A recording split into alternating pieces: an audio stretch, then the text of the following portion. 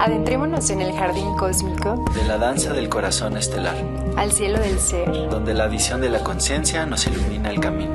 Aquí cultivaremos la intuición, Exploraremos la profundidad de nuestra alma y aprenderemos a través de nuestras experiencias a ver una nueva realidad.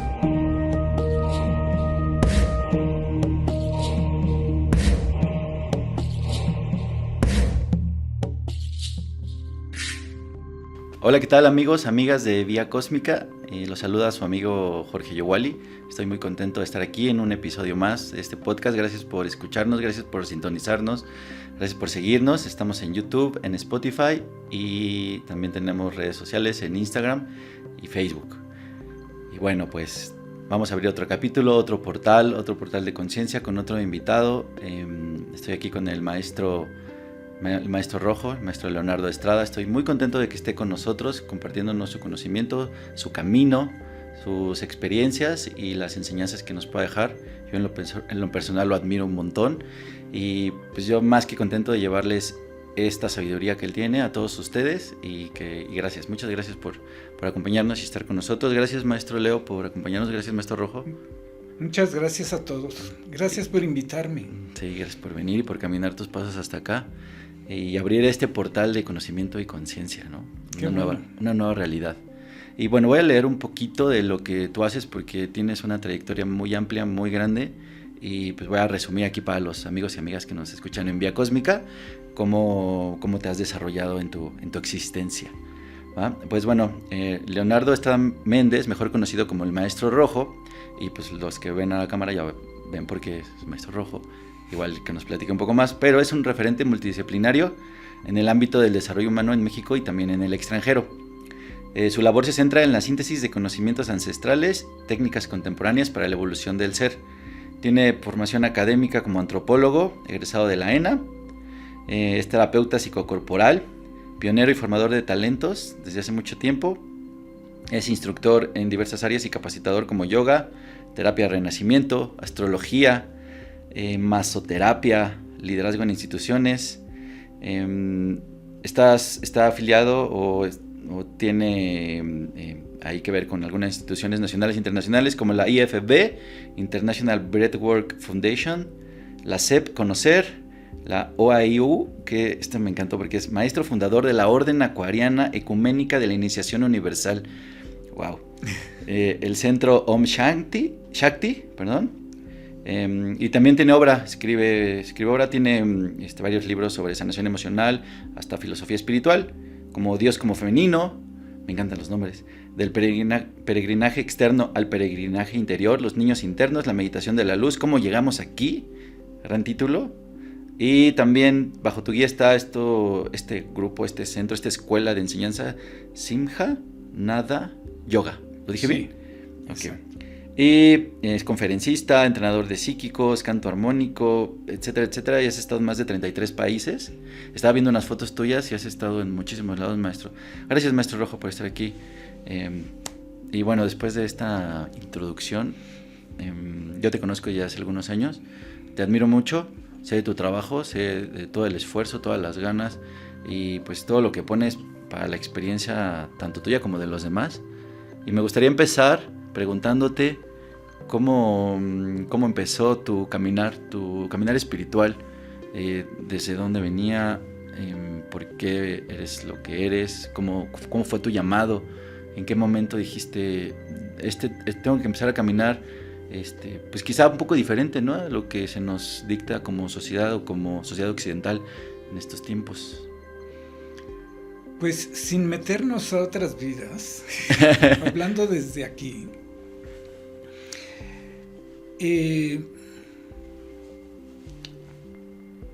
mi caminar yo creo que empezó en mi nacimiento. Yo nací ochomecino, o sea, un poquito antes de tiempo, porque mi mamá estaba con un problema físico, médico, y a los 8 días que yo nací, ella falleció. Quiero regresarme un poquito antes. Durante toda mi gestación, mi madre estaba estudiando medicina homeopática. O sea que dentro del vientre de mi madre yo estaba estudiando medicina homeopática. O sea, ella se la pasaba estudiando. Entonces yo creo que ese fue una herencia de ella. Y la otra herencia fue su partida. Su partida provoca muchas cosas en mi desarrollo.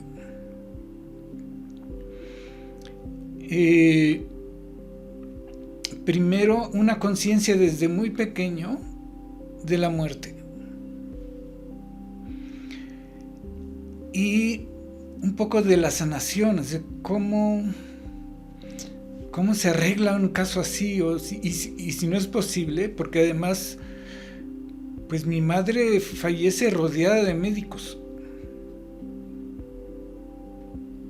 Entonces, es como si aún rodeada de la gente que se supone que conoce, fallece, ¿cuál es la solución? ¿No? Y eso me lleva en esta conciencia de la muerte desde muy pequeño. Por un lado es como de la falta, como si yo no tengo algo, que después descubrí que eso era no un engaño, sino un anzuelo, un busca más. Y la gente haciendo énfasis en, ay, pobrecito niño que no tiene mamá. Sí, pero los primeros 6 meses de mi vida me la pasé en brazos de mis 2 abuelas.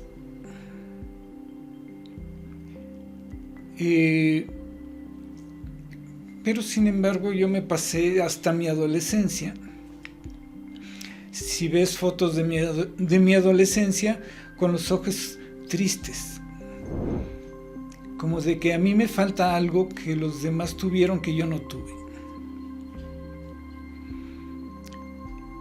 Y si no mal recuerdo, como a partir de los 6 años, crisis de ansiedad y de angustia, especialmente en las noches, todas las noches, o a veces en el día. En este búsqueda de sentido, mi mente se aceleraba buscando soluciones, y entre más profundo iba, más angustia. No encontraba solución. Eso me causó que al irme desarrollando, mi perspectiva de la vida era muy diferente. La sociedad te invita a que mira, estudia, para que tengas un trabajo, para que te puedas casar, tener hijos y que ellos hagan lo mismo. Y se acabó. Y eso es todo el cuento. Sí, y eso para mí me parecía profundamente absurdo, profundamente vacío. A mí me estaba persiguiendo un dragón y no tenía tiempo para eso.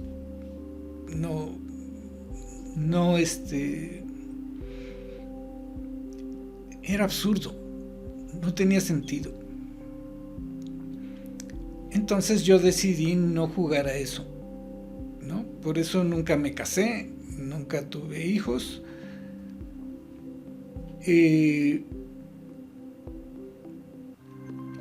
Primero porque tenía que solucionar ese dragón que me estaba persiguiendo.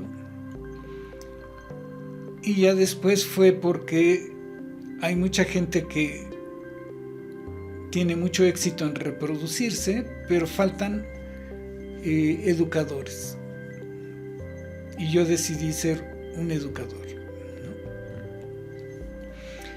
Entonces, en esa búsqueda de eso que me perseguía, de esas emociones tan fuertes o intensas, en mi adolescencia descubrí la yoga, la astrología, el naturismo, y eso fue importante para mí. Bueno, me falta un factor, que es mi padre. Mi padre siempre fue un personaje muy intenso, pero también muy contracultural, ¿no? Por un lado era médico homeópata, por otro lado pues fue profesor en la escuela de homeopatía también, pero por otro lado era izquierdoso, fue parte de la organización de estudiantes técnicos, luego fue parte del Partido Popular Socialista, fue diputado. De niño él me leía cuentos rusos, pero de muy niño yo no viví con él, pero sabía de lo que él hacía. Y a veces conversábamos de las visiones del mundo que tenía, ¿no? Luego fue prófugo político. Entonces, pues teníamos intervenido los teléfonos, nos perseguían. Si viajaba al interior, pues en el autobús había alguien con una pistola. Entonces era otro mundo donde los ideales se acercaban al peligro, ¿no?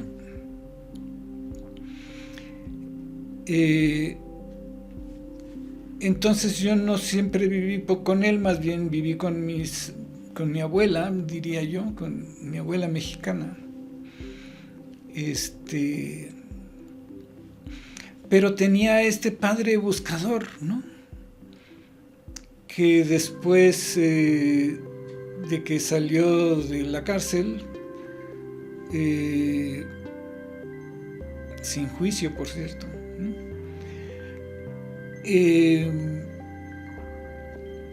Se puso a estudiar, tomó terapia con Salvador Roquet. Salvador Roquet es un psicólogo mexicano que hizo una escuela mexicana de psicoterapia con psicotrópicos. Y mi papá tomó terapia con él y después él aplicó los métodos que aprendió con Salvador Roquet, ¿no? Y entonces esos nuevos conocimientos los iba añadiendo a toda su visión que había estado construyendo, ¿no? Por otro lado, de repente yo encuentro una orden espiritual, la orden del Aquarius, y que se llama también Gran Fraternidad Universal. Y ahí conozco la yoga, conozco la astrología, el naturismo. Para mí el naturismo fue importante, el vegetarianismo. O sea, desde ya ese momento de tu adolescencia ya eras vegetariano. No, yo fui vegetariano a partir de que conecté con la fraternidad, pero eso fue a los 15 años de edad. Y yo no era vegetariano desde antes porque yo no sabía que era posible vivir sin comer carne. Y entonces cuando supe, mi alma descansó. Porque en la casa donde yo nací, en la parte de atrás de la casa, había un rastro. Y yo veía cómo mataban a las vacas, a los cerdos, el dolor Y además yo traía el rollo de la muerte. Entonces, saber que se podía vivir sin comerme a mis amigos, fue un descanso por mi alma, ¿no? Sí, me dijeron que en la yoga era importante porque así era más fácil avanzar y no sé qué. Sí, está bien, pero para mí lo importante era dejarme de comer a mis amigos. Sí, claro. Entonces, de repente alguien me dice, ay, ¿todavía eres vegetariano? Dije, ¿todavía? No entiendo. Sí, es una elección. Sí, no entiendo por qué tendría que dejar, ¿no? Sí, para mí lo importante es eso. Yo veo a los animales y veo su conciencia, su necesidad de afecto, de cariño, de relación, de un montón de cosas. ¿Y cómo voy a estar pensando? Tiene un muslo muy rico. No me cabe, ¿no? Entonces, en esta orden, estudiando al fundador, al maestro Serrano de la Ferrier, él lo que trató de enseñar fue una visión universal. O sea, tratar de estudiar cómo la humanidad ha querido buscar la verdad en todos sus niveles, ¿no? A nivel espiritual, a nivel intelectual, y entonces su visión se me grabó mucho. Por supuesto, como en cualquier organización, se empiezan a hacer estructuras rígidas y se dice, pues así tienen que ser las cosas. Y era interesante porque yo tenía por un lado esa visión de esta orden y por otro lado tenía la visión de lo que estaba haciendo mi padre, que era algo nuevo en la psicología. Me había quedado en decirles que hacía psicoterapia con psicotrópicos. ¿Qué psicotrópicos ocupaba? ¿Qué psicotrópicos ocupaba? Pues hacían unas mezclas muy grandes porque usaban hongos, peyote, ololiuqui, muchas, y las combinaban. Y incluso quetalar, en fin, usaban muchas.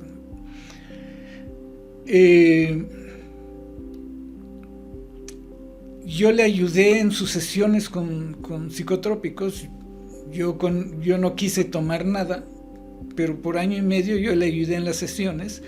Y entonces ahí fue donde más aprendí yo psicología, porque salían las verdades internas de las personas, ¿no?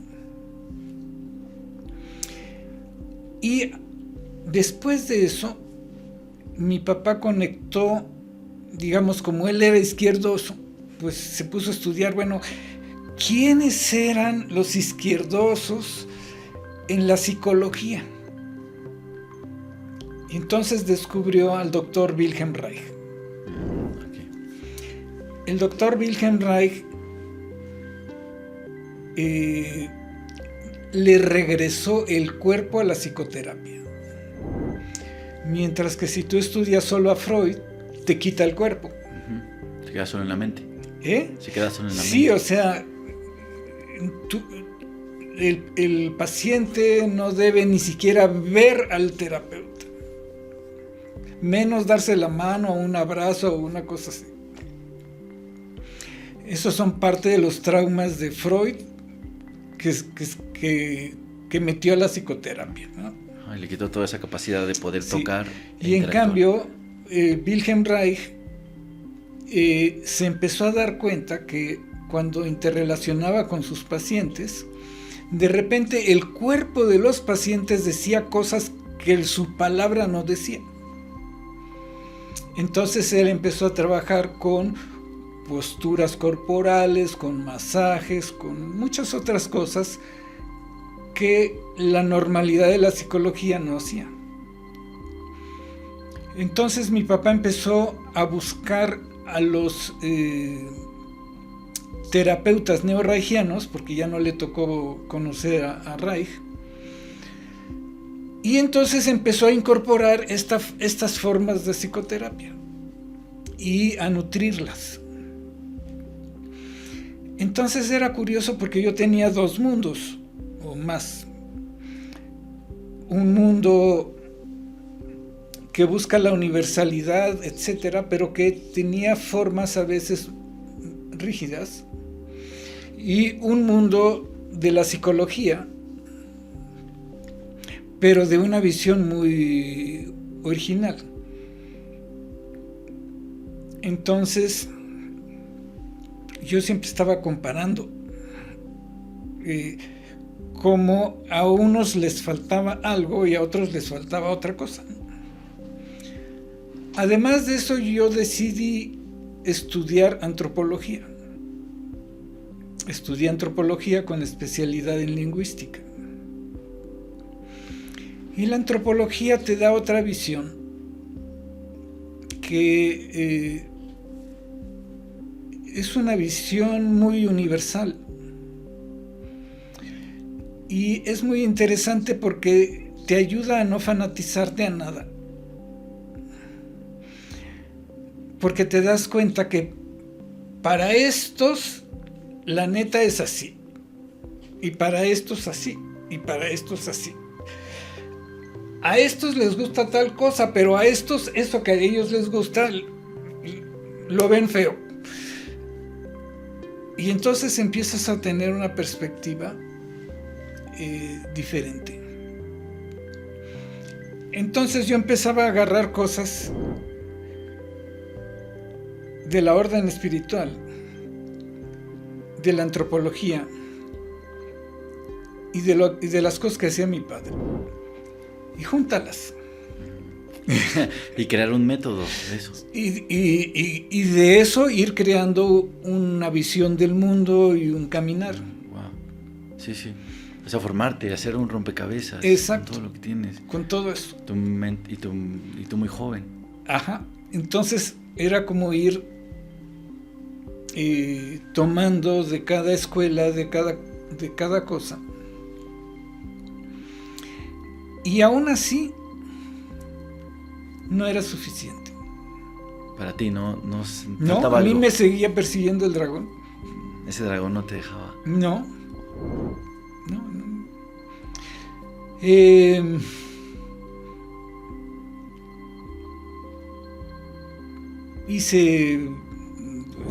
Empecé a tener viajes al extranjero, ¿no? Para la orden espiritual, pues ve a Venezuela.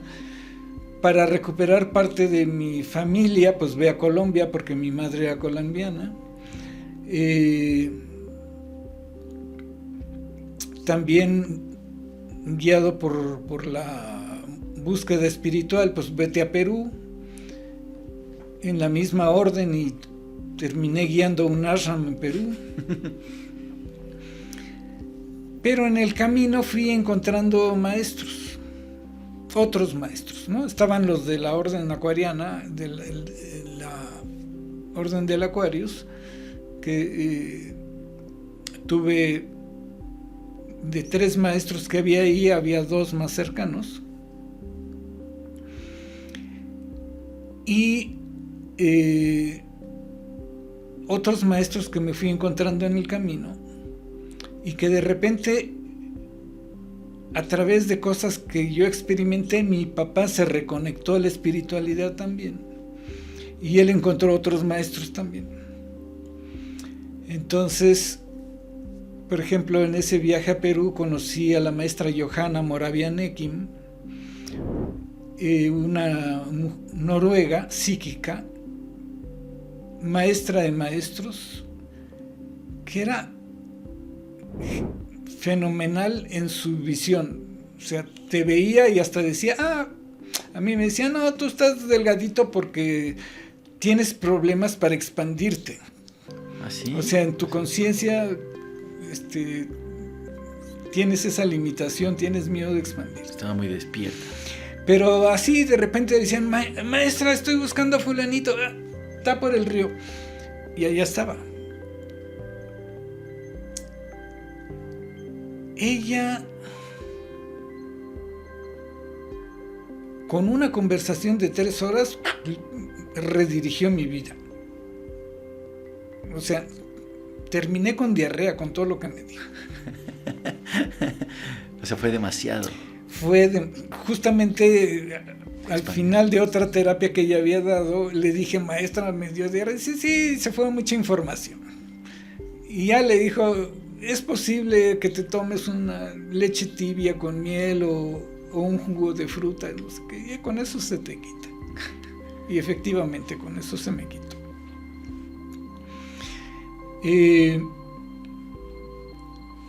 Aquí en México había conocido yo al maestro Harish Johari, que tiene un libro sobre los chakras muy importante. A él, la primera vez que lo vi, como que sentí que mi corazón palpitó de gusto, y luego supe que al que lo había traído a México le dijo, de la reunión de ayer al único que ya conocía era Leonardo. Oh, o sea, ¿se reconocieron?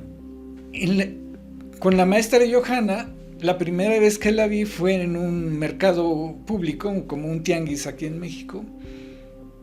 Y cuando nos vimos es como si hubieran salido rayos entre nuestros ojos.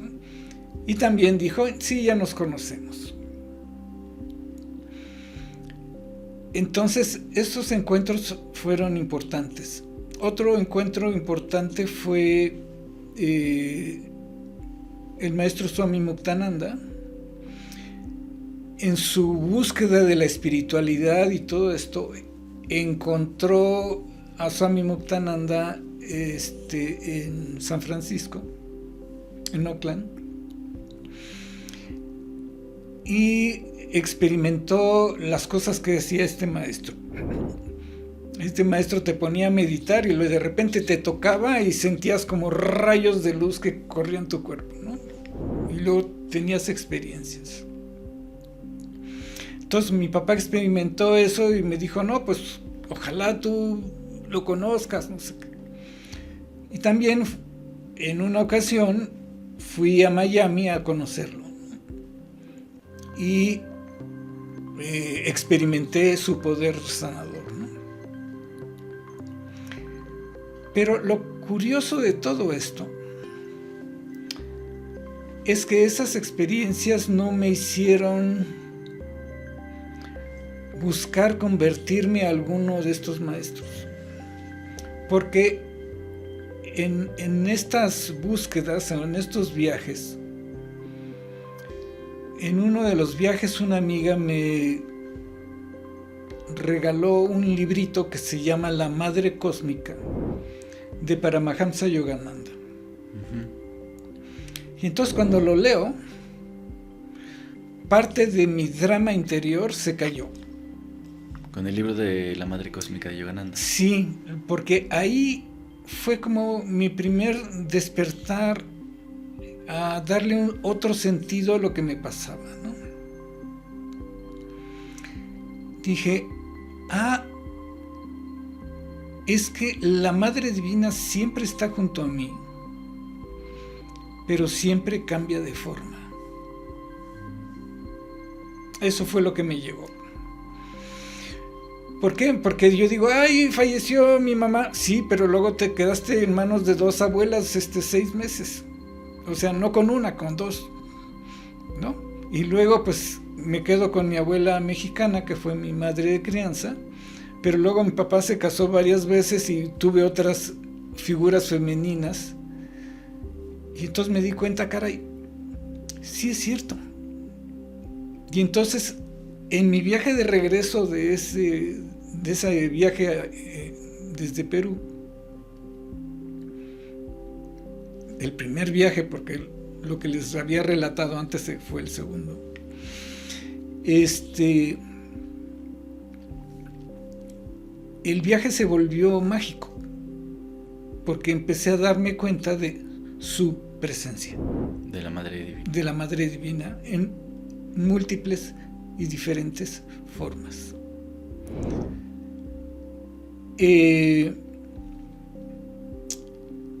Un tiempo después había yo tenido una novia que después me dijo, no, ya no quiero contigo.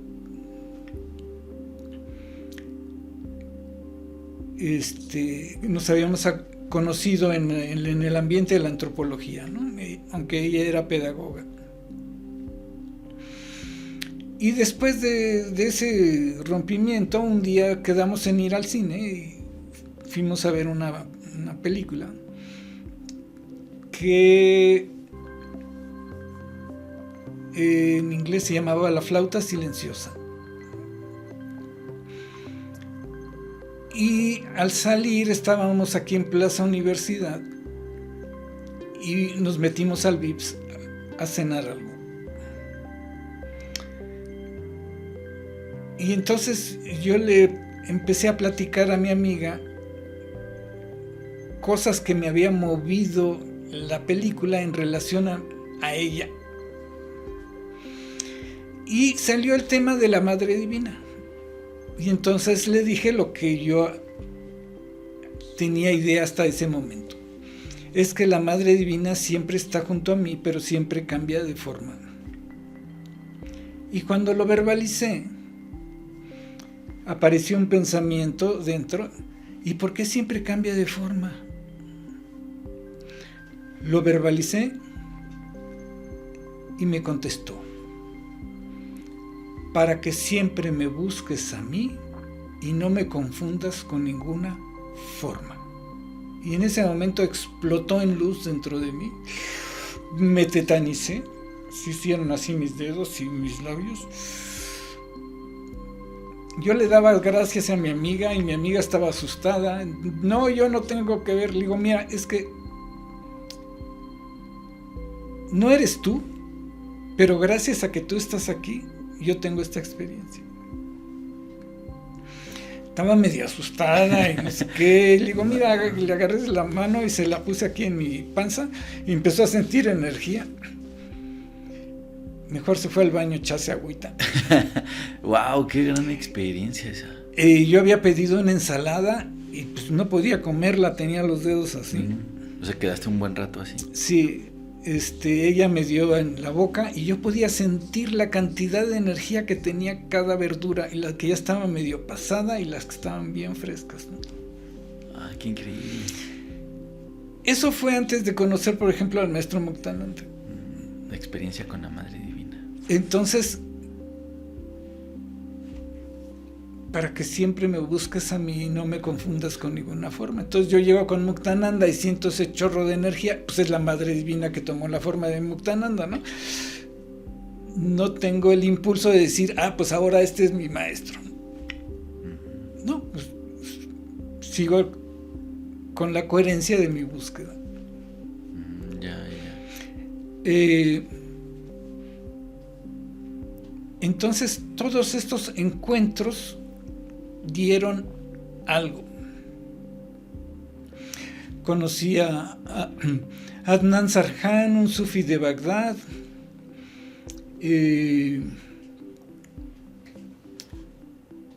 pero no era suficiente. No era suficiente. Después de la experiencia de la Madre Divina, no era suficiente. No, todavía no.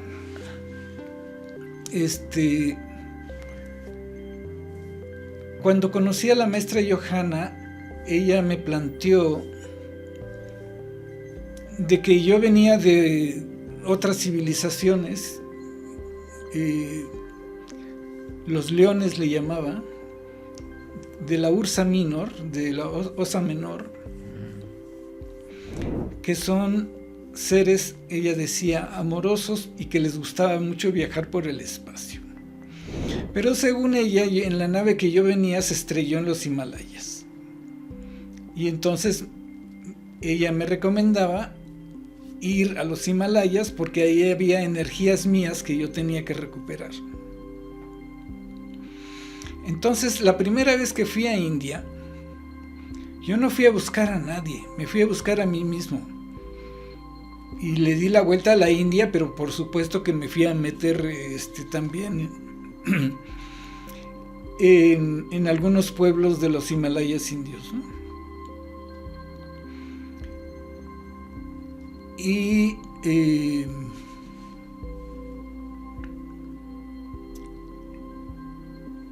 tuve diferentes tipos de experiencias ahí, pero al final de ese viaje me encontré con un señor de edad media, digamos, y un jovencito saliendo del ashram de Gurumayi en Ganeshpuri. Y con ellos fue curioso porque salimos al mismo tiempo y empezamos a platicar casi en pedazo de carretera. Y y me dicen, ¿qué te pareció el ashram? Le digo, pues bonito, no sé qué, interesante. Y le digo, ¿y a ustedes cómo les pareció? Dice, triste. Digo, ¿y por qué triste? De ver a tanta gente que se la pasan meditando y haciendo cosas, pero no tienen paz mental. Yo dije, qué brutalidad. Uh-huh. Es cierto. Pues sí, ¿estos quiénes son? Y de repente me dice, no, mira, siéntate aquí a un ladito, en un lado de la carretera, en un pedazo de concreto. Pues yo ni los conocía, ni me quité la mochila de encima porque no me vayan a robar. Cierra tus ojos y medita en tus chakras. Y el jovencito puso sus manos en mi cabeza y sentí una calor.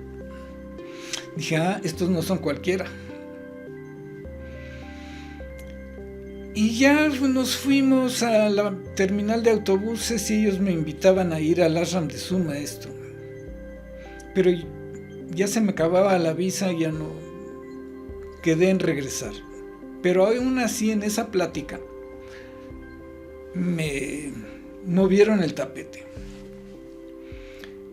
Me decían, no, mira, tú tienes que alcanzar 3 iluminaciones, la de Buda, la de Jesús y la de Mohamed.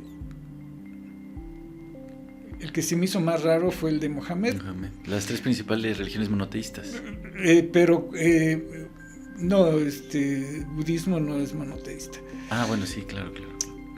De Buda me encantó, de Jesús también, más extraño, pero... Y decían, mira, y no es tan difícil alcanzar esas iluminaciones, mira, en 15 días vente. Y dije, ¿qué? ¿Qué están diciendo? Y regresé ya a su ashram un año después. Y ahí me pusieron a meditar 5 horas diarias durante 15 días en mi emoción más terrorífica de toda mi vida. Hasta que un día explotó. Y me llené de luz, y me llené de gozo. La emoción se volvió absurda. Y yo estaba lleno de gozo incondicionado, sin causa.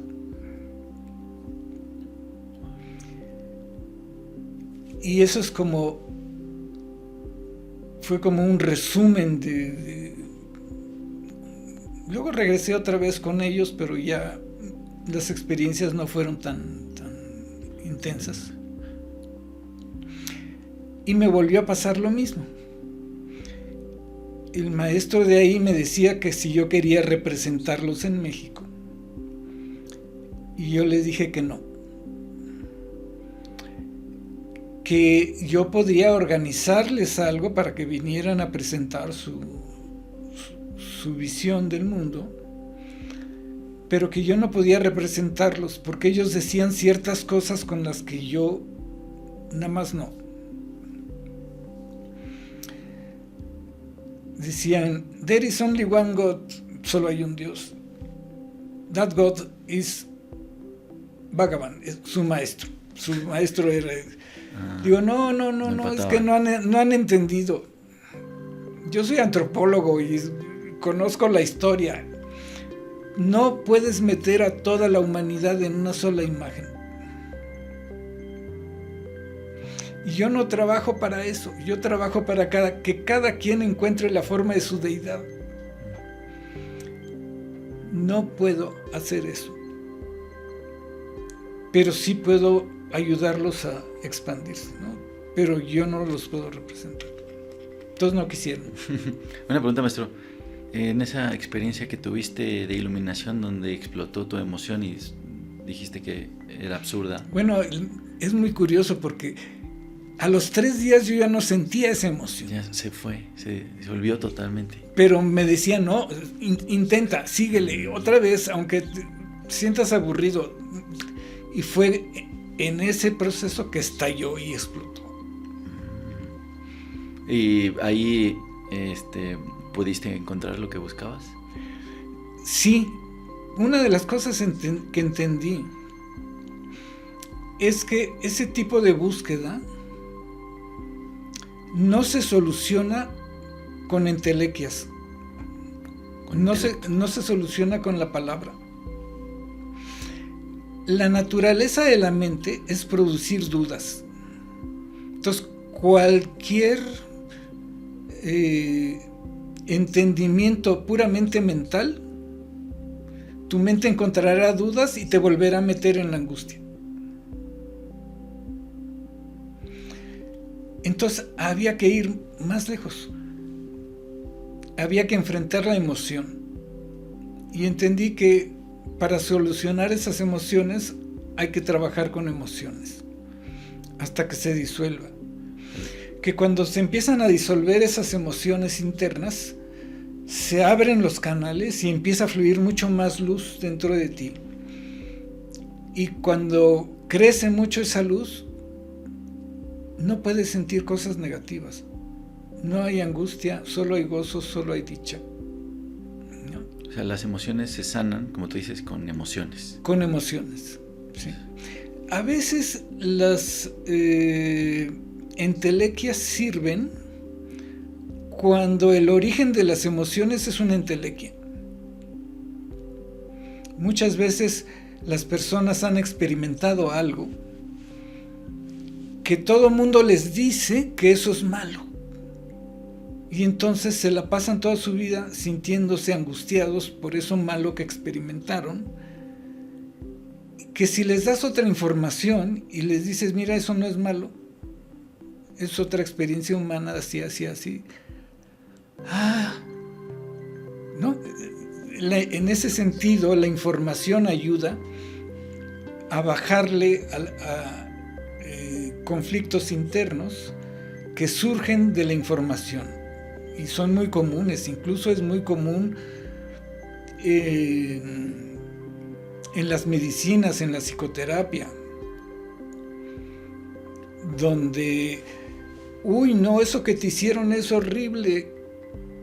Y entonces en lugar de ayudar a las personas a sentirse mejor, las enseñan a tener odio, rencores, a alimentar otro tipo de emociones y no a solucionar su problema, no a tener una vida mejor, digamos. O sea, les están alimentando pues eso negativo que les pasó, ¿no? Y lo hacen más grande. Sí.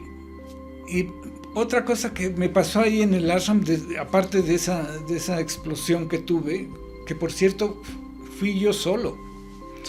Solito estaba yo en el templo meditando yo solo, porque el intensivo había sido de una semana, creo, y yo me quedé otras 2 semanas ahí meditando. Otra cosa que me pasó ahí relacionada a lo que me habían dicho. Me habían dicho que fuera a hacer un ejercicio, que buscara un lugar en el ashram, a sentarme a meditar. Y yo tenía unos platanares donde yo los había estado limpiando, y cuando me dijeron, haz este ejercicio ahí, dije, ahí es el lugar, ¿no? Entonces fui y me senté ahí a meditar. Tenía yo que ofrecer ciertas afirmaciones y las veía como se hacían como letras uniéndose a mi corazón. Y de repente, ¡pum!, mi conciencia entró a lo que ellos llamaban Satyaloka, el séptimo cielo que llamarían en el cristianismo. Y ellos decían que en Satyaloka hay un trono donde está sentado un maestro que es como el regente de toda una época en la humanidad. Pero ellos decían que ahí estaba sentado su maestro. Entonces yo entro en esa experiencia y me doy cuenta que la visión en esas realidades son tubulares. Entonces veo como una especie de rey yogi sentado, pero sobre un trono muy austero, y el rey yogi también era muy austero, no estaba lleno de dorados ni cosas así. Pero en lugar de dirigirme hacia donde él estaba, como que giré mi atención en otra dirección y vi a Buda. Estaba sentado como en una especie, como lo ponen así como en una flor de loto, con no más de 20 discípulos. Tenían cuerpo como de ónix translúcido. Y dije, 20 discípulos en 2500 años, wow. Pero me di tanto gusto que ¡fum!, regresé. O sea, regresé a mi cuerpo. Salí de esa experiencia, ¿no? Qué increíble. Entonces, eso, en ese ashram también me pasó algo interesante. Me estaban dando un mantra que decían que era el mantra más poderoso que existía en este momento, y me parecía trabalenguas. Om Shri Bhagavan Ishwaraya Namaha. Y sucedió que como que intentando decirlo me equivoqué, entre comillas, y dije Om Shri Ganeshaya, y se me apareció Ganesha gigantesco. No entendí mucho qué sucedía, pero bueno, también tuve visiones de Durga, de Guadalupe, de Guadalupe, de la Virgen. De la Virgen de Guadalupe, ahí me pareció algo, pasó otra cosa muy importante. Pero lo traías ya en tu... Pues sí, porque yo de niño pues me llevaban a la villa, no me enseñaban religión porque mi papá les había prohibido que me enseñaran religión a mis abuelos, pero yo veía a la madre ahí, ¿no? Y entonces hubo un día que estaba en el ashram y me entró una gran tristeza y empecé a llorar, y la tristeza, el contenido de ese llanto era: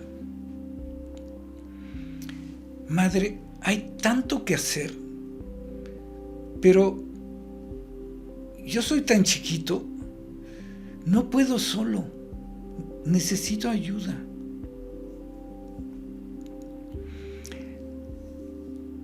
Y total que estuve en ese estado como 3 horas. El maestro que estaba por ahí, que se llama Shri Shankara Bhagavad-pada, que era un maestro, el primer discípulo iluminado del maestro de ahí, después como de 3 horas me llamó. Él estaba sentado así en una silla, yo estaba sentado en el suelo, y me dijo: ¿qué te pasa? Le digo: pues siento esto. Y me dice: qué bonita emoción. Él traía un chal blanco, lo pone en sus piernas y me dice: ven, llóralo todo aquí. Y en el momento en que yo pongo mi rostro sobre esa tela, veo a Guadalupe en Technicolor, en tercera dimensión, con Juan Diego. Supe que eso fue verdad y que ella era el mismo poder que había en el templo de ese ashram. Wow. Y entonces, cuando separo mi rostro, le digo al maestro lo que acababa de vivir. Se quitó su chal y me lo puso. Qué increíble. que es como el chal de Lupita, ¿no? Ah, sí, como el manto. Como el manto, sí. Wow. Sí, sí, sí. Y en esta experiencia de ver a Guadalupe, te lo pregunto porque pues, está muy arraigada con México, en Latinoamérica, sí. ¿no? Entonces, ¿era la madre cósmica también? Sí, ¿Era también. una manifestación? Sí. Bueno. Y después... Y también Durga y también... Ganesha. Ganesha. Ganesha. Entonces, bueno, todas estas experiencias pues se retroalimentaban, ¿no? Y sin embargo, otra vez no me podía convertir. ¿Seguías? ¿Eh? Ya estabas muy cerca. Porque yo estaba... Ellos querían que yo viera a su maestro por dentro y... Una vez lo vi chiquito y el maestro que estaba ahí me regañó porque no, pues es que tú no ves a nuestro maestro como nosotros, detrás de él está el infinito, no sé qué. Pues peor tantito, me bloqueó. Cada vez que yo tenía más experiencias, lo que hacía es que crecía la luz interior en mí y decía, mi amada madre. No me salía el nombre de su maestro. Esa era mi conexión, ¿no? Ajá. Y eso es lo que yo enseño. No a que sigan a la madre, sino que sigan su conexión.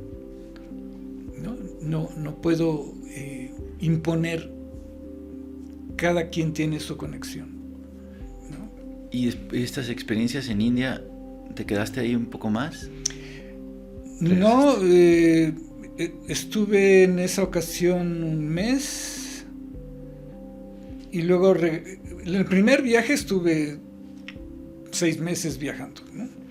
En el segundo viaje fue un mes con ellos y hubo un tercer viaje que estuve un tiempo con ellos y luego me fui a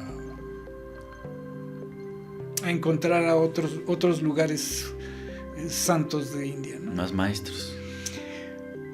Maestros o lugares donde, o sea, en mi primer viaje conocí muchos lugares, o sea, estuve donde se iluminó Buda, estuve donde nació Rama, estuve donde nació Krishna, estuve donde en Ganeshpuri, donde estaba Muktananda y donde estaba Nityananda sepultados. Estuve donde el ashram de Sai Baba de Shirdi, en el ashram de Aurobindo y la madre también, donde, o sea, yo fui a hacer yatra, o sea, yatra quiere decir peregrinaje, ¿no? Buscando los lugares santos, ¿no? Donde Buda dio su primera charla pública después de iluminado, en fin, wow. Muchos lugares, ¿no? Y en esos procesos pasando muchas cosas, ¿no? Y también me fui a trepar hasta el campo base de la Annapurna y el Machapuchre, buscando esas energías que me había dicho la maestra Johanna, ¿no? Entonces vas a India, haces estos viajes, seguro viste a otros lugares. ¿Y qué te traes para tu trabajo aquí en México? Sí, pues por un lado la metodología de lo que ellos me enseñaron, pero también había otras cosas que ellos decían que yo creía que eso solo iba a suceder si obtenían el mismo tipo de experiencia que yo tuve. Pero a partir de que regresé trabajando con las personas, me di cuenta que todos tenemos la luz interior dentro de nosotros. Que por más chiquita que esté, siempre está. Y que puedes trabajar con esa luz siempre. No necesitas esperar hasta que se le explote por dentro, ¿no? Y entonces, de ahí yo desarrollé lo que en mi libro La meditación de la luz explico, la meditación del guerrero, que es algo parecido a lo que me enseñaron en India, y luego la meditación de la gracia, que es un desarrollo a partir de alguna de las informaciones que recibí de allá con mi propia experiencia. Uh-huh. Entonces, y ya después de eso se desarrolló más otro tipo de herramienta, digamos, ¿no? Porque de todas estas experiencias que yo había tenido con la Madre Divina, con Ganesha, con deidades,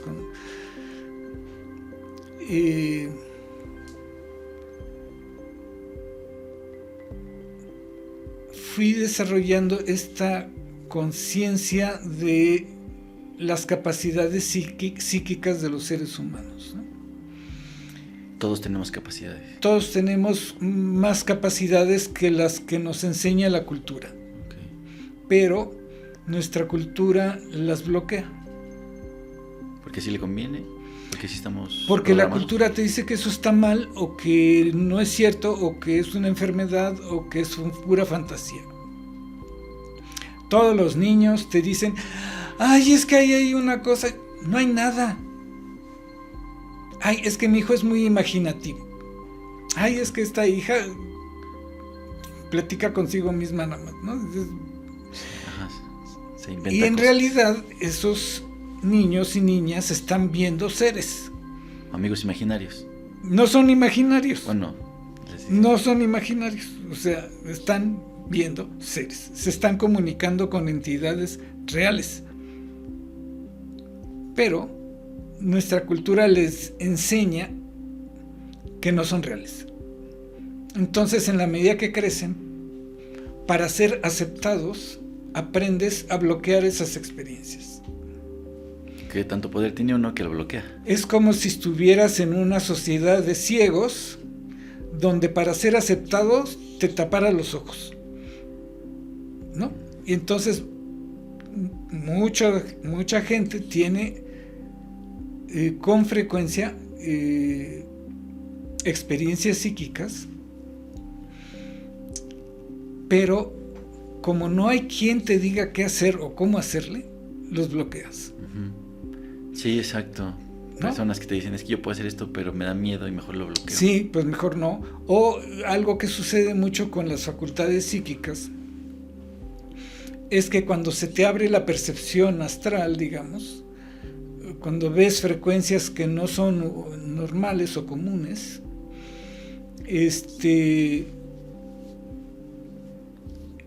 usualmente empiezas a ver entidades de un nivel más bajo entre comillas, menos desarrolladas, digamos. No me gusta esta Bajo imagen de alto o sí. bajo. Sí, sí. Ganesha me ha enseñado más expandido, contraído, ¿no? La energía es energía. Sí. Y entonces se asustan.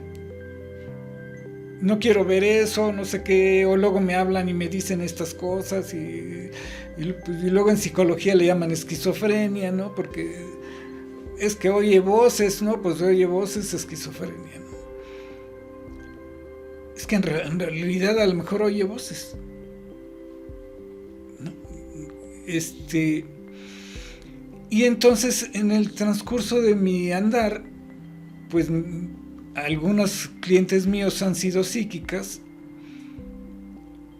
y aprendí que yo puedo guiarles a desarrollar sus facultades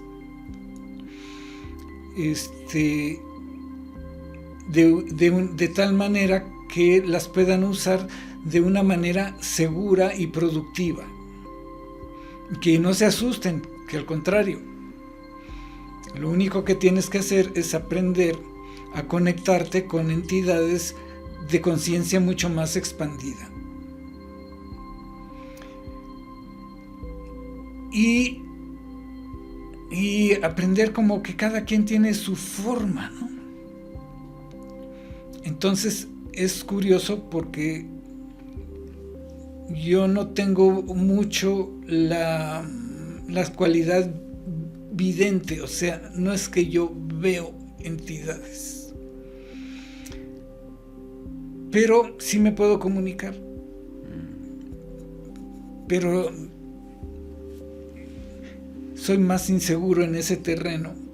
Pero en cambio, cuando me llega alguien psíquico, lo guío bien. Y luego resultó que una de mis alumnas psíquicas, que llegó con la idea de, es que veo unos seres como no sé qué, y le digo, ¿y les hablas? Me dice, ¿se puede? Y ahora puede escribir libros enteros sobre todo lo que le han dicho, ¿no? Ok, canaliza o hace Sí, es una traductora. Y entonces, una de sus conexiones principales es Ganesha.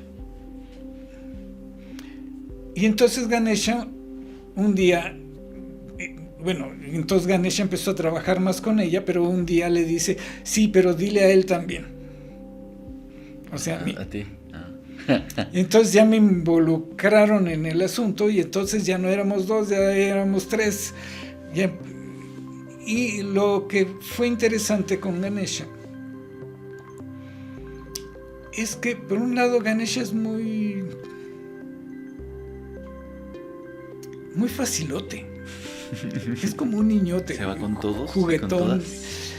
Es un poquito como Lupita. Lupita Guadalupe se le aparece a un montón de gente. Bueno, Ganesha también es muy fácil de visualizar. Le encanta relacionarse con este mundo. Una pregunta, maestro, ¿y estas apariciones o estas cosas que podemos llegar a ver o sentir, no siempre tiene que ser como una visión, ¿no? Pueden ver figuras, puedes ver... Por eso te digo que cada quien es diferente, no necesariamente es visual, aunque a veces puede ser visual. Entonces, por ejemplo, ya con esta conexión, un día le pregunto a Ganesha, oye, ¿por qué cuando aquellos maestros me estaban tratando de enseñar su mantra, tú te me apareciste? Bueno, dije tu mantra y te me apareciste. Dice, pues para presentarme yo, ¿no? Como diciendo, bueno, pueden decir que él es el más desarrollado, pero pues si me tienes a mí, pues yo aquí estoy, ¿no? Ya de primera mano. De primera mano, ¿no? Sí. Y claro, en esa época yo no entendía ese proceso de que si te me apareces, pues te empiezo a platicar, ¿no? Y curiosamente eso es lo que querían que en India me pasara, pero con su maestro. Claro, porque ellos tenían su visión, sí, de su cultura, de su lengua, de ese lugar. Y bueno, a mí los que se me habían aparecido pues era Lupita, Ganesha, Durga, pero con Ganesha empezó este diálogo profundo y largo acerca de muchos aspectos de la vida, de la existencia y de la conciencia. Pero además Ganesha se volvió un puente. Cada vez que surgía en mí una pregunta, por ejemplo, la maestra Johanna me había dicho que cuando yo empecé a nacer como terrestre, la primera vez que nos habíamos encontrado había sido en India y que ella había sido mi maestro. Y que la segunda vez que nos conocimos fue en lo que hoy es Israel, en tiempos de Jesús. Y que yo había sido un hermano menor de Jesús. Digo, ¿por qué todo el mundo quiere estar ahí y yo que no quiero estar? Te toca. Entonces un día le pregunto a Ganesha, oye Ganesha, la maestra Johanna me dijo tal cosa. Quiero saber si es verdad. ¿Me puedes conectar con Jesús para que me digan, no? Sí, ahorita te lo traigo. O sea, Ganesha me llevó con Buda, con Mahoma, con Minerva, con Drupal Kunle, con Odin, con Freya, con un montón de seres. ¿Y el Maestro Jesús te lo confirmó? Sí, pero me rompió el modelo. Porque me dijo, sí, claro. Y por ahí andaba María también. Y dice, sí, pero es que tú eres del mismo 20. Mismo 20.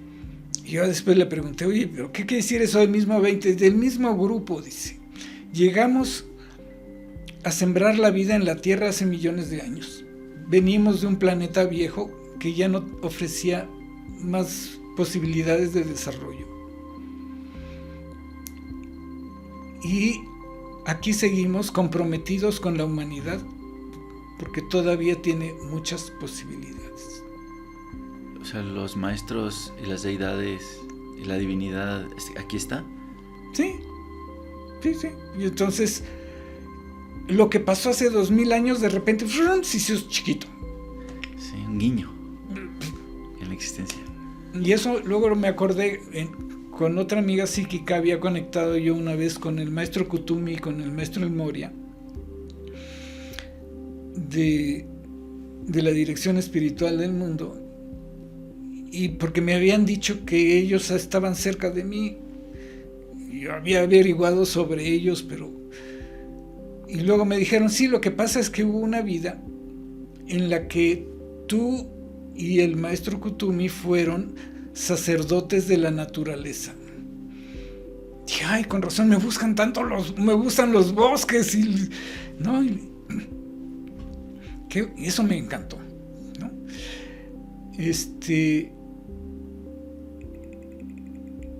Y así, con esa conexión, de repente, que si tengo unos parientes de otra galaxia y un montón de cosas que han ido saliendo. Mucha y siguen saliendo, ¿no? Y con esa información, ¿cómo la tomas para tu caminar y tus proyectos? Pues se va integrando en mí. Uh-huh. Y lo voy integrando en la forma de lo que hablo y de lo que digo. Simplemente lo transmito así. Por ejemplo, tú que has escuchado muchas de mis meditaciones, yo prácticamente ya no hablo de conciencias altas y bajas. Solo de conciencia. Hablo de conciencias expandidas. Claro. Y eso es una enseñanza de Ganesha. O sea, lo redefines. Sí. Le das la dirección. Sí. Y eso tiene un sentido, porque cuando hablas de alto y bajo, estás jugando a superioridad. Y la superioridad no existe. No existe. No. Y también tampoco este concepto de energía buena, energía mala. Es como una vez me acuerdo, estaba yo en Oaxaca, no en la ciudad de Oaxaca, sino íbamos con un taxista y resultó que él era cristiano, y de repente, pues, de las cosas que íbamos platicando, se le ocurrió preguntarme, ¿no? Y me dice, bueno, pero sí, usted sí cree en el bien y en el mal, ¿no? Le digo, mira, te lo voy a plantear de esta manera. Para los ángeles, tú eres un oscuro. Wow. Y le rompiste. Sí, porque no se trata de decir los que estamos en tal creencia somos los buenos y los que estamos en tal creencia somos los malos. No. ¿Cómo te ves? ¿Desde dónde? Si alguien está mucho más luminoso, pues te va a ver más oscuro. Si alguien está más oscuro que tú, pues te va a ver más luminoso. ¿Dónde pones la palabra que distingue una realidad de otra? Es un continuo. Sí. Y luego la lengua no es suficiente para explicar cosas. Sí. No alcanza. No alcanza. Entonces, por eso a veces este tipo de cuentos, historias, todo sirven para entender, ¿no? Entonces la verdad, o sea, cada religión o cada creencia y cada persona tiene su concepto de verdad, pero ese concepto de verdad te platico cómo se hacen las religiones. A ver. Un maestro por ahí, de repente un día, ¡pum!, tiene una experiencia y entiende algo. Entonces, yo tuve esta experiencia, yo te voy a pedir, escribe mi experiencia y divúlgala. ¿Qué crees que los que lean o que te escuchen diciendo mi experiencia van a entender de mi experiencia? Pues lo que yo les diga. A ver, te lo planteé de otra manera. En India, yo probé el fruto del árbol del pan. Te voy a decir a qué sabe. Y yo quiero que escribas mi experiencia del sabor del fruto del árbol del pan y se lo digas a otros. ¿Qué crees que entiendan? Pero si yo te digo, mira, vete aquí al súper, buscas una hallaca y la pruebas. Eso es el fruto del árbol de pan y así sabe. Claro. Lo otro son palabras, la razón. Una cosa son las palabras que yo te quiero transmitir, sí, lo que yo experimenté, y otra cosa es la experiencia de que vas y pruebas la fruta y dices, claro, yo describiría el sabor de otra manera, ¿no? Sí, exacto, es como lees este libro y ahí viene toda la experiencia de este maestro. Sí. Pero sería diferente, haz estas prácticas y vive la experiencia que vivió el maestro. Allá en India me decían, la iluminación es como un domo, una media naranja, ¿no? Todos los que llegan a la cáscara se iluminan, pero unos se iluminan por aquí, otros por acá, otros por acá, otros por acá. Ellos decían que ellos eran experimentadores de iluminaciones. ¡Ay, qué increíble! Y entonces tenían en su puerta imágenes de varios maestros. Y decían, por ejemplo, Buda se iluminó siendo la conciencia testigo. Jesús, el amor universal. Ponían a otro maestro, decían, para la iluminación fue como una fiesta. Hare Krishna, Hare Krishna, y ¡fum! ¿No? Había un maestro muy interesante que probablemente me dijeron su nombre, pero no lo apunté, pero me llamaba mucho la atención su imagen. Me decían, este maestro, cuando se fue, él decía que Dios era luz, y cuando se fue, se hizo luz enfrente de sus discípulos y se fue con todo su cuerpo. O sea, él no se murió, no dejó cuerpo. Se lo lleva. Se fue lo hizo luz, ¡pum! Y se fue. Sí, eso he escuchado, que te puedes llevar tu cuerpo. Sí, esos son los que llamados ascendidos, ¿no? Son los maestros ascendidos. Y luego había otro maestro, Ramana Maharshi, dice, para este maestro la iluminación era la vacuidad. O sea, hay diferentes tipos de iluminación. Diferentes formas, diferentes podemos? Tipos, ¿no? Incluso ellos decían que eran probadores de iluminaciones. Como experimentadores de iluminación. ¿Y todos podemos iluminarnos, maestro? Ahí entra otro problema del lenguaje. Porque siguiendo esa visión india, en visión india la iluminación le llaman moksha. O liberación. Pero cuando yo le pregunto a Ganesha y luego le pregunto a Durga y luego le pregunté a Shiva, sus respuestas fueron interesantes. Cuando le pregunté a Durga, oye, madre, ¿y la iluminación qué onda es? Con una palabra me dijo, ¿cuál?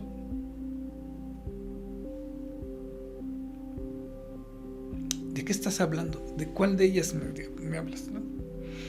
Cuando le pregunto a Ganesha, dice, no, pues es que hay un montón.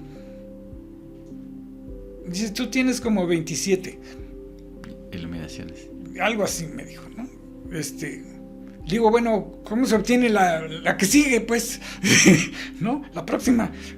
Si ya tengo 27, pues, bueno. Iluminarte no significa ya trascender. Te iluminas y sigues. Es que hay muchas. Hay muchas. Muchas, ¿no? Cuando le pregunté a Shiva me mostró un juego de ajedrez donde yo tenía todas mis piezas y mi rey todo defendido, y él solo era un caballo, y me dijo: déjame derrotarte. Wow. Ay, qué increíble. ¿Y tú viste todo eso? Sí. O sea, todas esas cosas que digamos que he recibido, experimentado. Y tú también eres un explorador de iluminaciones. Pues es estar buscando constantemente que llega. Ahora, ¿cuál sería como nuestra labor? ¿Desde dónde empezar quien está buscándose? Para empezar, hace mucho que empezaste. Pues tú dijiste bien al principio, ¿no? del programa. Todo empezó desde que nací. Sí, bueno, por eso les dije en esta vida. Okay. Y la que cuenta es esta. Porque... No, lo que cuenta es el presente.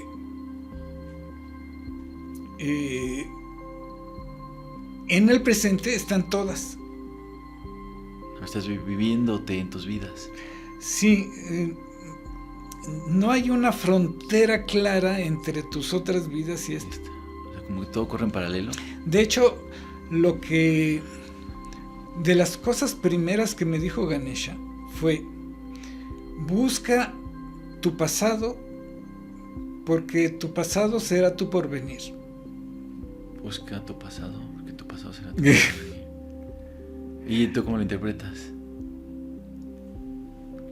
Es como recuperar la conciencia que ya has tenido. Ok. Y es esto que te preguntaba igual hace un momento. ¿Cómo haces de esas experiencias? O sea, ¿cómo te ayudas de lo que ya has vivido? ¿Cómo lo continúas, no? Sí. Bueno, hay cosas que todos tenemos señales. Pero ¿qué tanto les hacemos caso? ¿O dónde nos atoramos? Generalmente por conflictos emocionales e intelectuales y ya no seguimos, ¿no? Sí, claro. Es interesante ver nuestra niñez, porque en nuestra niñez los niños, cuando son muy pequeños, te muestran aptitudes que a lo mejor son cultivadas y a lo mejor no, pero que esos son parte de sus fuertes, ¿no?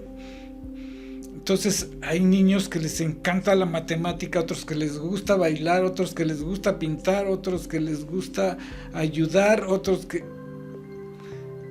Si cada una de esas cosas se les nutriera, se les apoyara, podrían desarrollar, recordar lo que han sido y desarrollar más eso que traen.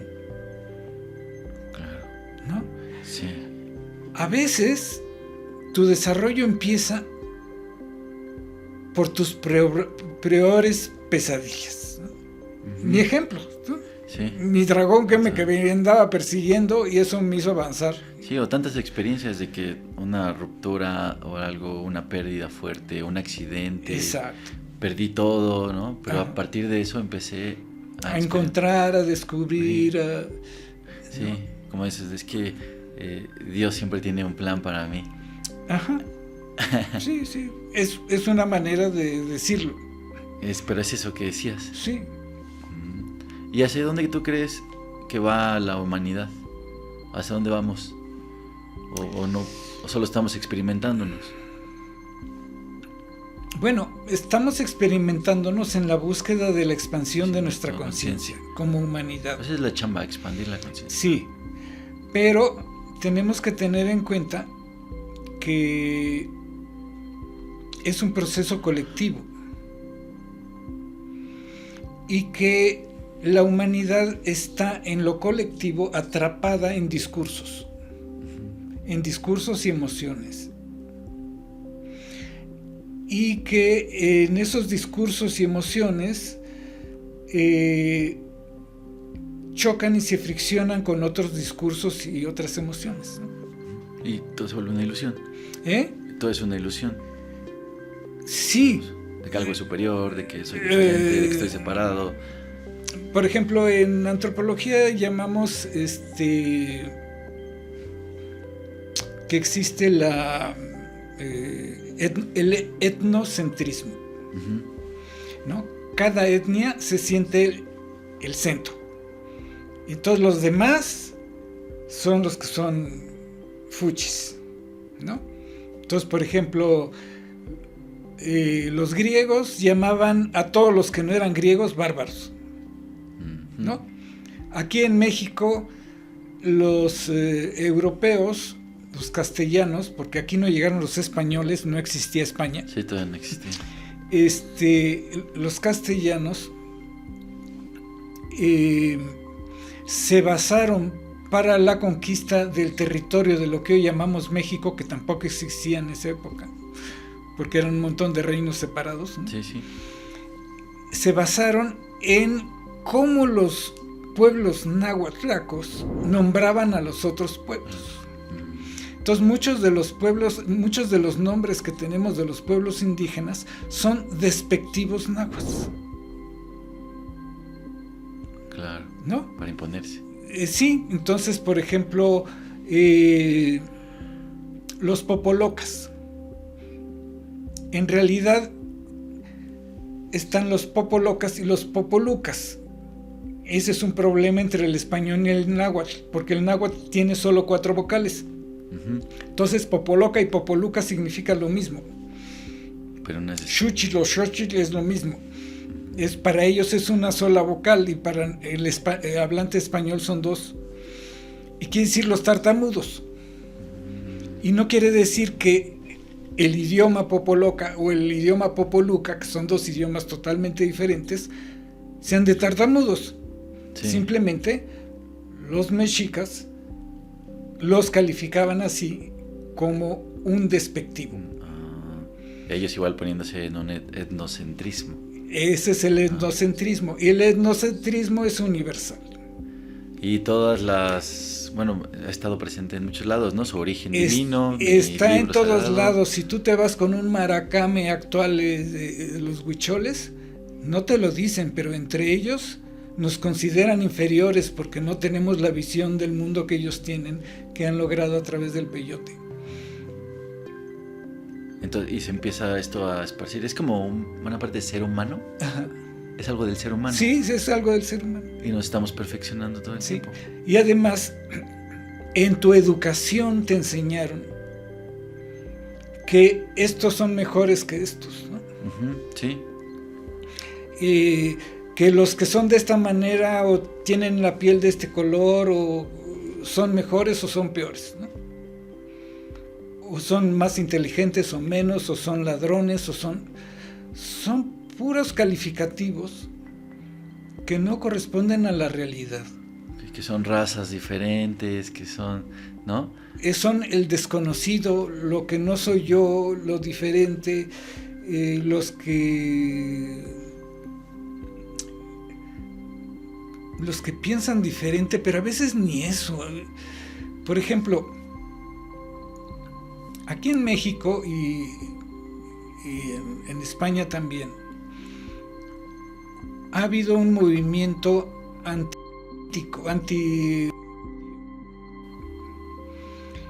¿Por qué? Porque el cristianismo agarró la bandera de que los judíos habían matado a Jesús.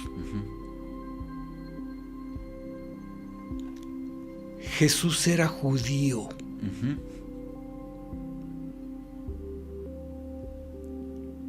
Y los que los crucificaron fueron romanos. Y ahora la iglesia que se dice romana le echa culpa a los judíos. Sí, ¿no? y se separan. Y se separan. ¿No? Entonces vemos cómo... Y creo mis versiones del libro sagrado, ¿no? De la Biblia, yo mi versión. Pero no solo eso. En el mismo libro hay diferentes traducciones e interpretaciones. Por ejemplo, están dizque las 3 religiones, ¿cómo le llaman? Que afirman que solo hay un Dios. no me acuerdo, se me fue la palabra ahorita. Monoteístas, que es judaísmo, cristianismo y el islam. Bueno, muchas veces me llegan a mi puerta y es que esta es la palabra de Dios, no sé qué. Digo, a ver, dígame, ¿qué dice el primer versículo de la Biblia? Me dicen, pues que Dios creó los cielos y la tierra. Le digo, eso no dice. En hebreo dice Bereshit Elohim. Empieza con esa expresión. Y Elohim no quiere decir Dios, es una palabra en plural. Dice dioses. Sí. Tú compartiste un video. Sí. Donde hay una chica que explicaba todo esto, ¿no?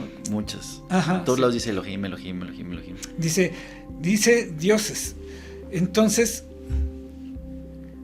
los judíos hacen una serie de maromas para justificar que sí está en plural, pero está conjugado en singular y no sé qué. Otra vez otro chico cristiano me decía, es que eso quiere decir que es Dios y sus ángeles. Le digo, a ver, tú dices que ese libro es la palabra de Dios, ¿no? Ahí no dice eso que tú me estás diciendo. Si esa es la palabra de Dios, ¿por qué lo cambias? Claro. Si quieres, haz tu propia versión, dejas el texto original y luego pones un letrerito abajo, yo fulanito creo que quiere decir que es Dios y sus ángeles. Pero no.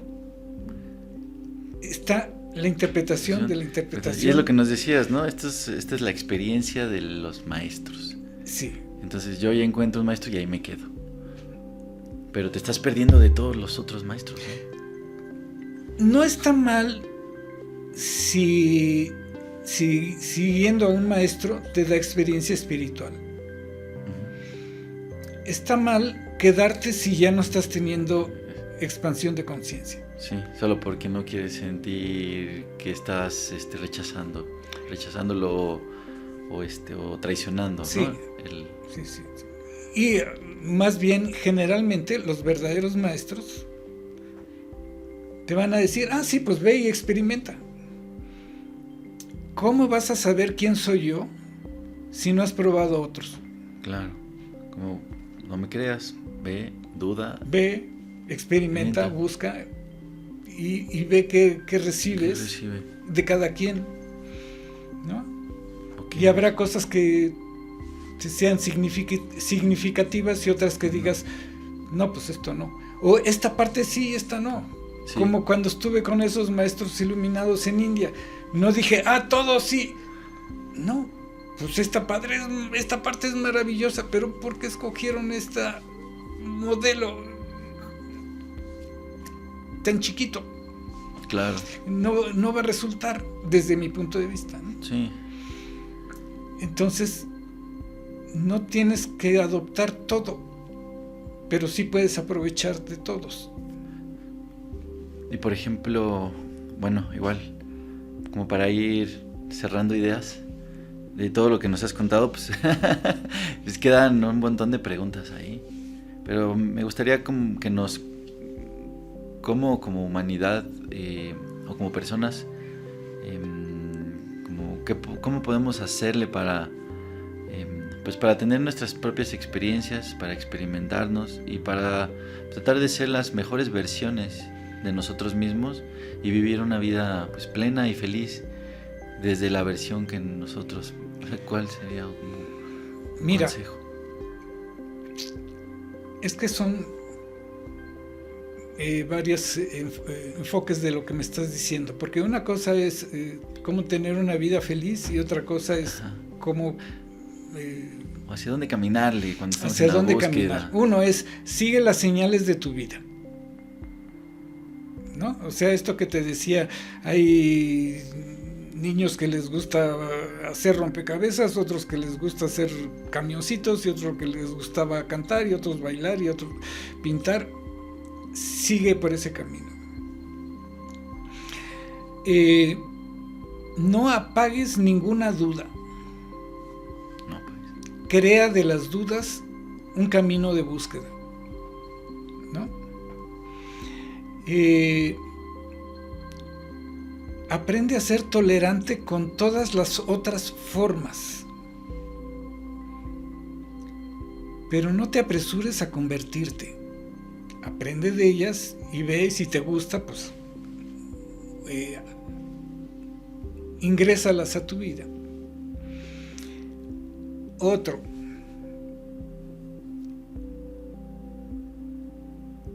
Aunque acumules mucha información, y es bueno que tengas mucha información, y en esta época es una de las riquezas, con internet podemos informarnos de todo. No hay límite.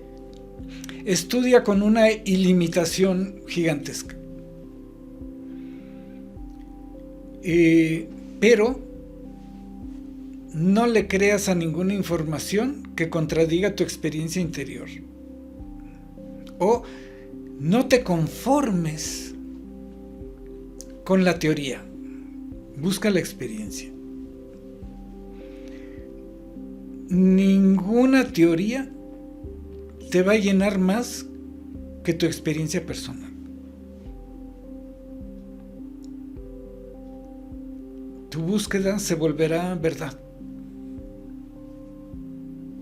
Y entonces tendrás tu propia versión de sus caminares, digamos, ¿no? Entonces, uno es ábrete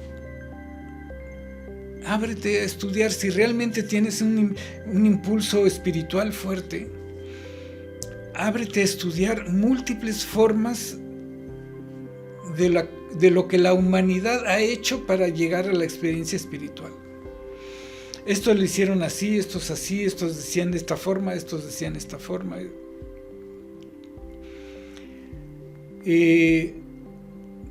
Trata de ser lo más imparcial posible, o sea,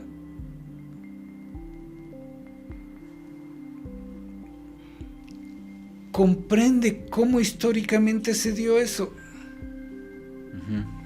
¿No? Claro.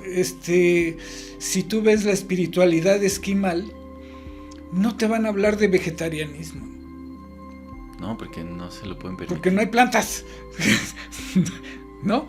Sí. Y en cambio, los que se iluminaron en un ambiente lleno de vegetales, pues es más fácil que sean vegetarianos, por ejemplo, ¿no? Claro. Nuestras religiones monoteístas son fruto del desierto.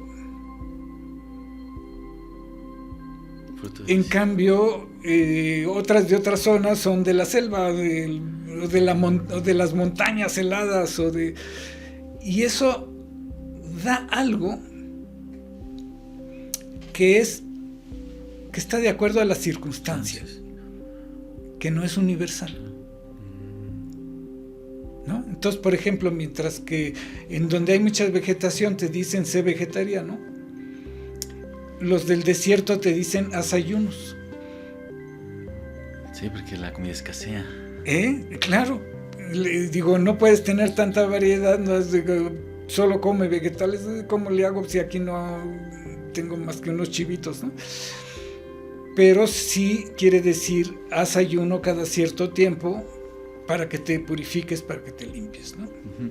Y todas las prácticas o la filosofía, las culturas tienen ayunos, tienen meditación. Exacto. Tienen muchas similitudes. Hay muchas conexiones. Si tú te empiezas a ver nada más las prácticas, hay un montón de cosas en común. Como esto de los temazcales, pues hay baños de vapor en todos lados. El temazcal en yoga se llama Lepas Yoga. Y es lo mismo. Que es purificación a través del sudor, ¿no? Yo he visto temazcales en Australia. Sí, los aborígenes que les llaman. Sí, ¿no? Sí, y no le llaman temazcal, le llaman de otra manera y no dicen palabras en náhuatl, le dicen en su propio idioma. En el Amazonas hay también. También, entonces. Los inuits en los polos. Bueno, pues entonces es interesante cuando rompes tu modelo, ¿no? Porque si tú estudias el temazcal aquí en México, te van a enseñar principalmente la forma nahuatlaca. Sí. ¿No? Pero si de repente ves que en Australia lo hacen de otra manera, en Finlandia de otra manera, y en esta, pues de repente puedes hacer tu manera, ¿no? O sea, no tener miedo de decir nuestra verdad. Exacto. Y dice, ay, pero esto me gustó, o haces un champurrado, me gustó esto de este, y esto de este, y esto de este, sí. Entonces lo voy a integrar, ¿no? Y creo de lo que tú siempre dices, y me quedo con eso, es di siempre tu verdad, ¿no? ¿Siempre qué? Di tu verdad. Di tu verdad, sí. Di tu verdad. Sí, sí. No tengas miedo de decir tu verdad. Di tu verdad. La iluminación no se da cultivando el miedo. Todas las religiones que cultivan el miedo, dizque para que tú seas espiritual, te están alejando de la experiencia espiritual. Okay. Wow. Así de... Va. Ok, maestro. Nunca has visto una foto de un maestro iluminándose lleno de miedo. No, sino siempre los ves llenos de gozo. Sí, totalmente. Siempre están gozosos. Y son diferentes iluminaciones. Sí. Pues nos dejaste... Bueno, ¿algo más que quieras? Yo creo que por hoy... Es suficiente. Es suficiente. Es un montón.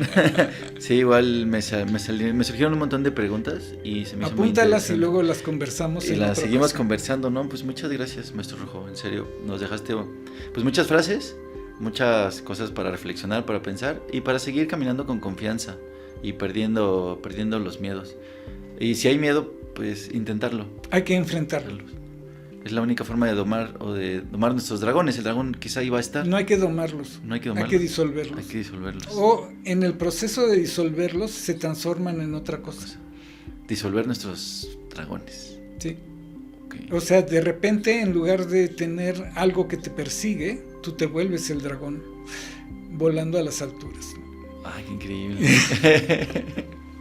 Muy bien. Bueno, así rápido les cuento. Una vez que yo me sentía... ¿Te acuerdas que me estabas dando clases de astrología? Ajá. Y que me sentía muy triste, no podía tomar la clase. Ajá. Porque tenía una emoción así, pues me sentía triste. Me sentaste y me puse a meditar. Mi emoción la empecé a expandir. O sea, lo empecé a ver lo peor, ¿no? A exponenciar. Sí. Y de repente... vi que no era eso, era otra emoción más profunda, era un coraje que yo tenía. Ajá. Y empecé a llorar y se disolvió. Y me gustó mucho poder verlo y poder sentirlo, y de eso va, ¿no? Supongo que hay que seguir haciéndolo. Exacto. No es de una vez, es de seguir. Y ahí sí te agradezco mucho porque es como dije, claro, por más que lo había intelectualizado, no se iba a ir. Y eso me ayudó para en mis relaciones con las demás personas, pues hacerlo de una forma, desde otro lugar. Ajá. De algo más amoroso, muy amoroso. Claro. Pues muchas gracias, maestro Leo, maestro Rojo. Gracias por el día de hoy, por la plática. Muchas gracias, Jorge. Muchas gracias a todos nuestros oyentes y oyentas. Sí, gracias. Gracias por sintonizar, amigos, amigas, Vía Cósmica. Me pueden encontrar el Maestro Rojo en YouTube como Maestro Rojo. ¿Así? @Maestro Rojo. @Maestro Rojo, tu canal de YouTube. Compartes tus meditaciones. O hashtag Maestro Rojo. Maestro Rojo, ahí apareces. También estás en Facebook, ¿no? Como sí, también. Leonardo Estrada. Como Leonardo Estrada Méndez. Leonardo Estrada Méndez, ahí te pueden encontrar. También ahí anuncias tus cursos, tus talleres, tus pláticas. Ahí está.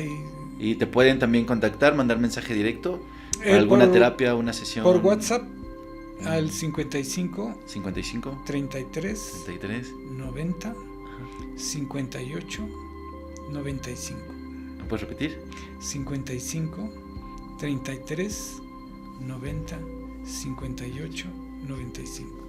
Y ahí va a aparecer el número del maestro, por si quieren alguna consulta. También ayudas con el tema de las cartas astrales, la carta natal y muchas otras cosas que hace el maestro, y pues te agradecemos mucho. Gracias por sintonizar Vía Cósmica y nos vemos en el siguiente capítulo. Que tengan un bendecido día. Gracias.